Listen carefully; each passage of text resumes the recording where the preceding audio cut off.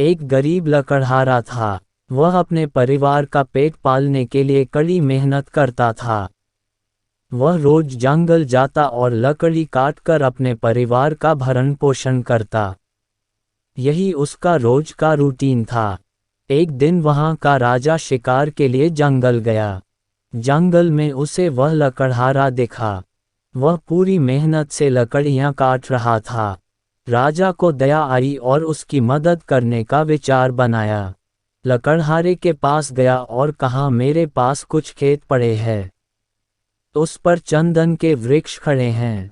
मैं वह तुम्हें देता हूँ। तुम उनको काट करके बेच देना। लकड़हारे ने राजा का धन्यवाद किया। लकड़हारे को खेत देकर राजा वहां से चला गया। दरअसल किसान को चंदन के वृक्षों का मूल्य पता नहीं था।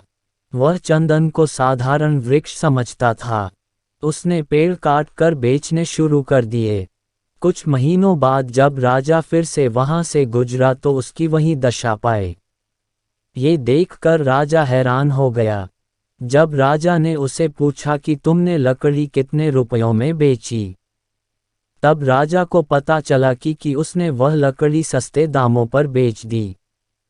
तब राजा ने उसे उन लकड़ियों का वास्तविक मूल्य बताया।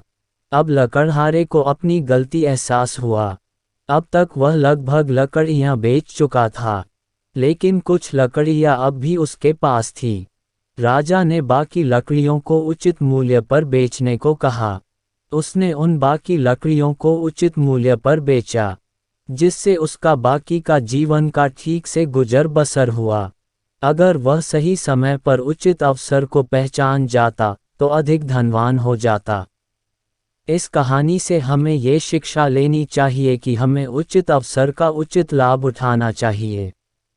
हमें जो जीवन मिला है वह किसी चंदन की लकड़ी से कम नहीं है। हमें अपने जीवन के असली लक्ष्य को पहचान कर उसे पाने की कोशिश करनी चाहिए।